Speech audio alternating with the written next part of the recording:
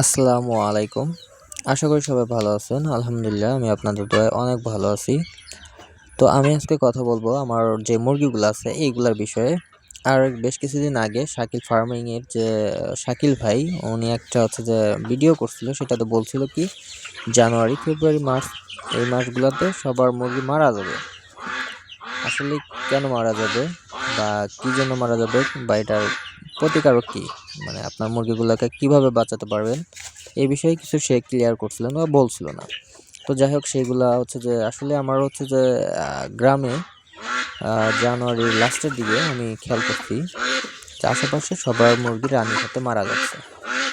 এখন বলি রানীক্ষেতে মারা যায় যে মানে এটা সবার কেন মারা যাবে? অবশ্যই যাদের ভ্যাকসিন না করা থাকবে বা যাদের মুরগির ওই মারা যায় তারা হচ্ছে করে কি গ্রামে ওই ফেলে দেয়, হয় জঙ্গলে ফেলায় দেয় বা হচ্ছে পুকুরে ফেলায় দেয় বা নালাতে ফেলায় দেয়।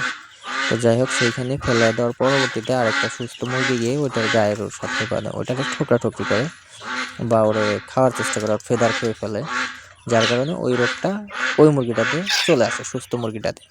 তো যাই হোক, সবাই যেহেতু গ্রামে বেশিরভাগ মানুষের ছেড়ে পালন করে মুরগি, এইগুলার কারণেই এই সোয়াসের রোগগুলা প্রত্যেকটা মুরগিতে সুস্থ মুরগিতেও ছড়িয়ে পড়ে। যাদেরটাতে ভ্যাকসিন করা না থাকে তাদেরটাতে আরও বেশি ঝুঁকি থাকে। যেমন আমার হচ্ছে কিছু মুরগি আছে এখানে অসুস্থ, ইভেন হচ্ছে সুস্থ। তো মেইনলি আমার হচ্ছে যে আমার মুরগির আলহামদুলিল্লাহ মানে রানীক্ষেত বা হচ্ছে যে বাচ্চা এরকম কিছু হয়নি। আমারটা হচ্ছে শুধু ঠান্ডা লাগে, ঠান্ডা লাগা আছে, যেগুলো হচ্ছে যে ঠান্ডার একটু অতিরিক্ত মাত্রায় ঠান্ডা লেগে গেছে। আমি 2 দিন 3 দিন ছিলাম না। তো যাই হোক, এখন শাকিল ফার্মিং ভাই যেটা বলছিল সেটা আসলে সত্যতা আছে যে আমরা গ্রামে যারা 20টা 25টা 30টা বা 5টা 10টা মুরগি পালন করি তারা কিন্তু কোনো মুরগির ভ্যাকসিন করাই হয় না বা করেই না। তো এখন একজন খামারি যে হচ্ছে যে প্রকৃতই খামারি মানে বাণিজ্যিকভাবে চাষ করে, সে অবশ্য ভ্যাকসিন সবকটা ভ্যাকসিনই কোর্স সুন্দরভাবে মানে কমপ্লিট করে, যার কারণে তাদের মুরগি মারা যায় না।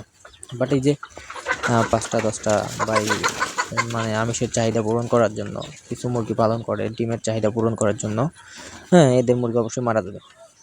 কারণ এই যে সিজনগুলো চেঞ্জ হয়, এই সিজনগুলো চেঞ্জের দিকে মানে ঠান্ডা আর হচ্ছে যে ঠান্ডা শেষ হয়ে গরমের দিন চলে আসে, তখন হচ্ছে আবহাওয়াটা থাকে হচ্ছে যে একটা অন্যরকম আবহাওয়া থাকে। সেই আবহাওয়াতে বলেন মুরগি বলেন সকল কিছুই অসুস্থ হয়ে যায়। আর এই অসুস্থতা থেকে আপনার রক্ষা পাইতে পারে যদি আপনারা প্রপার টাইমে ভ্যাকসিন করেন ওদেরকে। যেমন আমাদের পশু হসপিটালে, সরকারি পশু হসপিটালে গেলে আপনারা পাবেন আরডিবি, বিসিআরডিবি, এই দুইটা ভ্যাকসিন খুবই কার্যকরিতা পাবেন। আর এই দুইটা ভ্যাকসিন আপনার মুরগিকে করাটা খুবই জরুরি। কেন করবেন? বিসিআরডিবিটা হচ্ছে যে আপনার 3 থেকে 7 দিনের মধ্যে আপনারা করে ফেলেন, দেখবেন আলহামদুলিল্লাহ আপনার মুরগি রানীক্ষেত বা হচ্ছে যে পরবর্তীতে যদি আরডিবি করে ফেলেন রানীক্ষেতের বা হচ্ছে যে অন্য কোনো ছোট ছোট রোগগুলা যেগুলা থেকে আপনার হচ্ছে যে অনেক সেফটি পাবেন। মাত্র 30 টাকা কিন্তু ওষুধটার দাম। হ্যাঁ, এইগুলো আপনারা অবশ্যই ট্রাই করবেন ভ্যাকসিন করার। আর রানীক্ষেত আর হচ্ছে যে গাম্বুরার ভ্যাকসিনটা একটু সবসময় কম পাওয়া যায় সরকারি হসপিটালে, আর ওটার প্রাইসটা একটু বেশি। আর 500 পিস মুরগির জন্য পাওয়া যায় প্যাকেজটা। মূলত শাকিল ভাই এই জন্য এই কথাটা বলছে যে আমরা কিছু মুরগি পালন করি কিন্তু ভ্যাকসিন করি না, সেই জন্য আমাদের মুরগিগুলো মারা যাবে। সো সবাই ভ্যাকসিন করবেন। আল্লাহ হাফেজ।